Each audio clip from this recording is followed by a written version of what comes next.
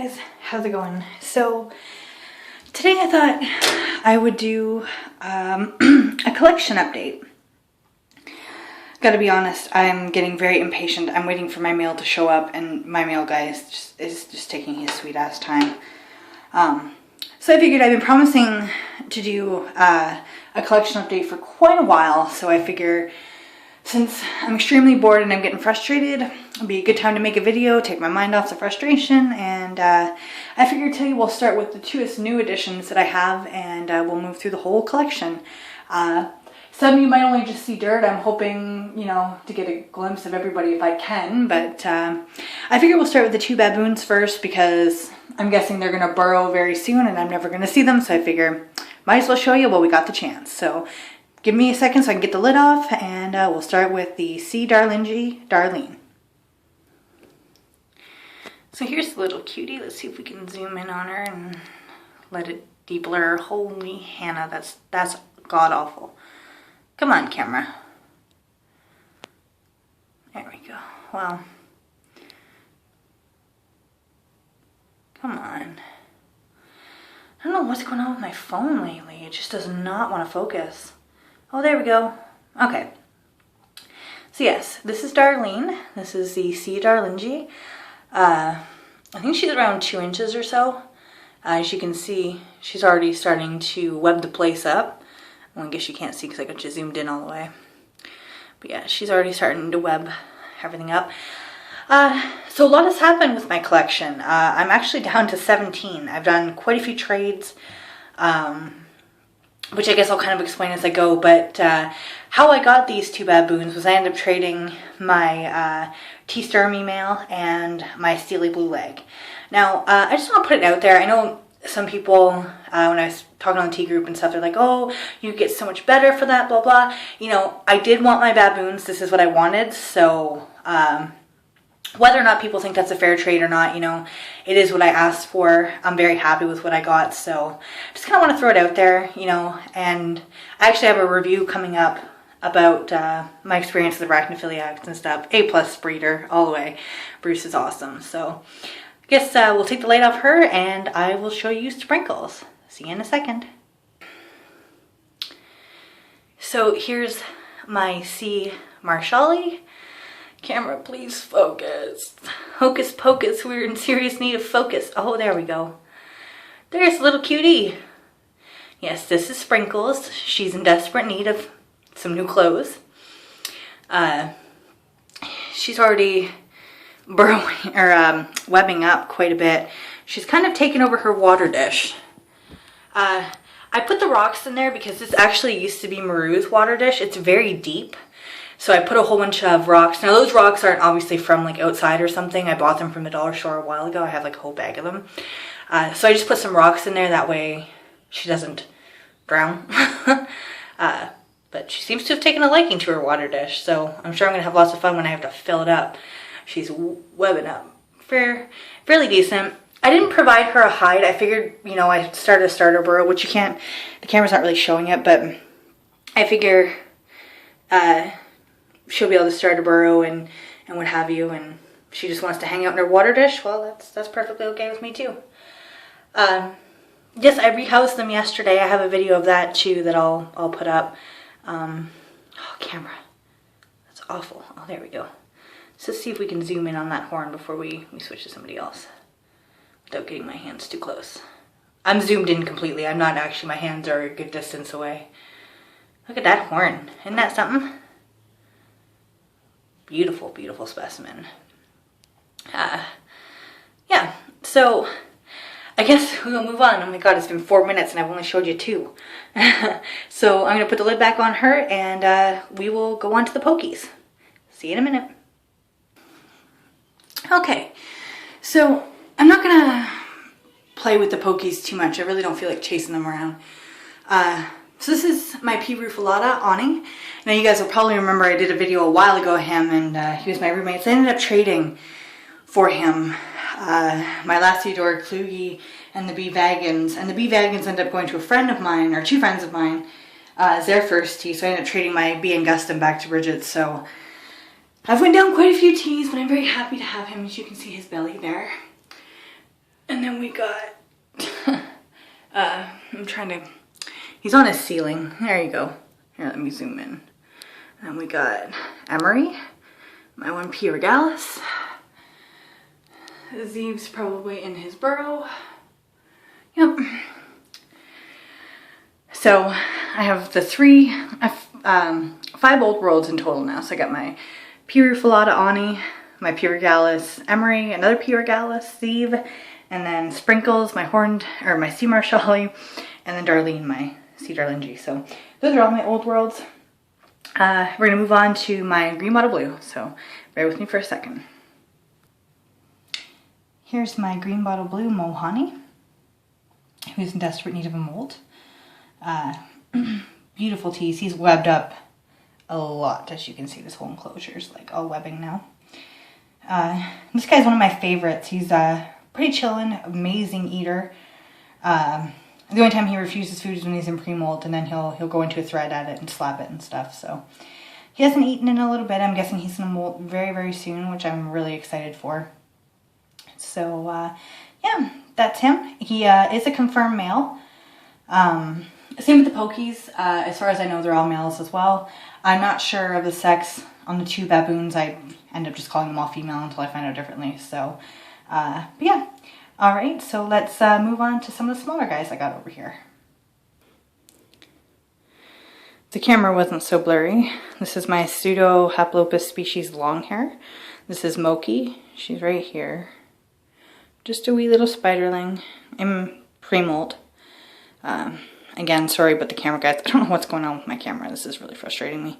But yeah, like I said, she's right here. Maybe if I can get it to focus in on my hand, it'll focus. There we go. There she is. Oh, and that blurred again. Come on, camera. What is wrong with you? Well, you can semi-see her there. So that's her.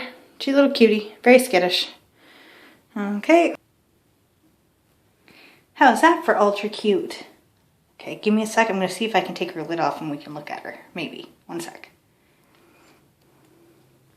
How's that for ultra cute?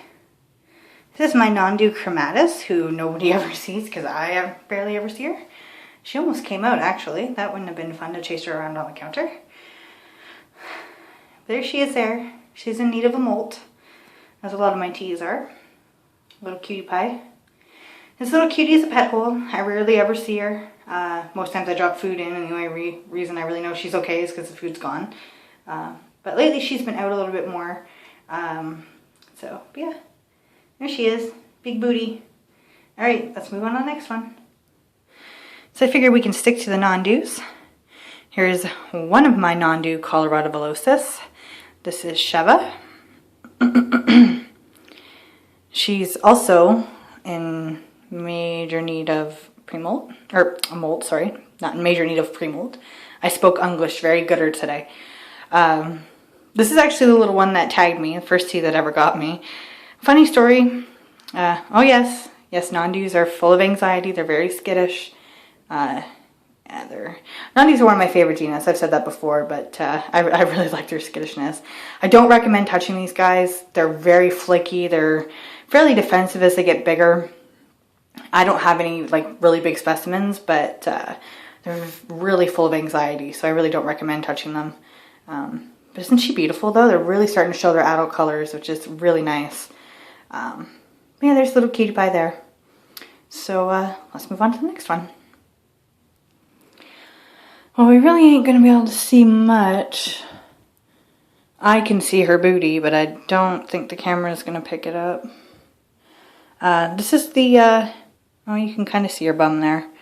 This is my pumpkin patch species large, or haplopus species large. Some of the names I still butcher. I'm sorry, y'all. I'm trying. But this is pumpkin. Again, somebody who's not really seen my feeding videos that much. Ever since I put her in this enclosure, she just webbed up, and I don't really see her that much. So that's another reason why you guys don't really see her. But there she is. I can kind of see her. She's got a big, beautiful booty on her. Very, very stunning spiders. Very, very beautiful. I'm very happy to have this one in my collection. This is actually one of two that, three that actually survived the last shipment from Tarantula Canada. All the other ones I got had passed. So this is one of the lucky survivors that I've got So we're starting to run out of teas in here. We're going to have to put these guys back soon and move on to the rest of the crazies. So we got 2 more in here to show you, and yeah, bear with me for a second. Here's my other Nom Du Coueur Villosus. Sorry for not opening the lid, but she'll just run all over the place and try to hide, so I kind of wanted you guys to be able to see her, not just look at dirt. This is Ada, my smaller Nom Du Coueur Villosus, but still starting to show those adult colors, which is just amazing. I love the Nom Du Coueur coloration. It's very striking. I'm still missing 2. I have a tripet, but I haven't seen her in forever. I'm gonna have to dig her out because I don't even know where she is in there. But again, she hasn't been on film, oh geez, in months and months and months. But yes, I love my non-dus, so there she is. So we'll move on to the next one. Now you guys have seen this girl a lot. She is becoming a vast favorite of mine. This is Callie. This is my Cantiscaria geniculata, who is in pre-molt. Been feeding her quite a bit lately, trying to fatten her up a little bit. Now, I have to say, for this being a New World species, guys, this one is very defensive. Like, if you touch her at all, her fangs are out. She's just slapping, biting. Like, if any tea is going to bite you out of the ones I've showed you so far, this would be one of them. You know, I definitely don't mess with her at all.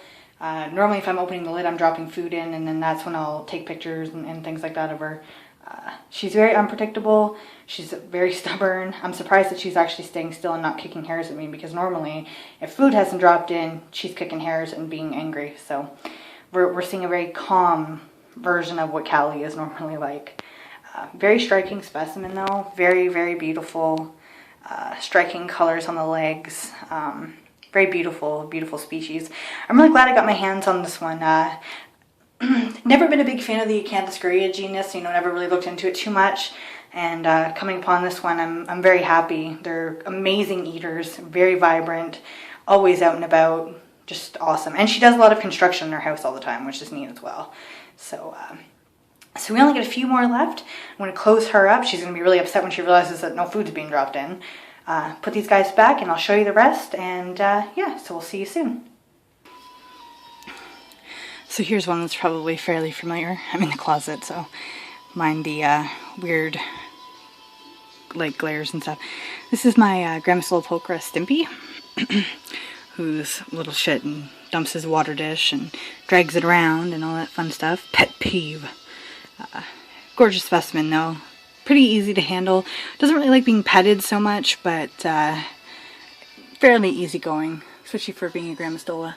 So we only got 3 more left to show you. So give me a second. We're just going to finish it up here in the closet. This tank here belongs to my Euplastris campstratus pink zebra beauty, who is probably in her burrow. Yeah, she's in her burrow. She's over there. See if I can zoom in for you. She's right there. Very shy girl now. I don't see her very much, so there's her. And then we got some Avic belly over here. See if we can get a frontal shot of her. There's my pretty girl. This is Laika, my Vicularia, who's looking good in pre-molt. Pretty girl.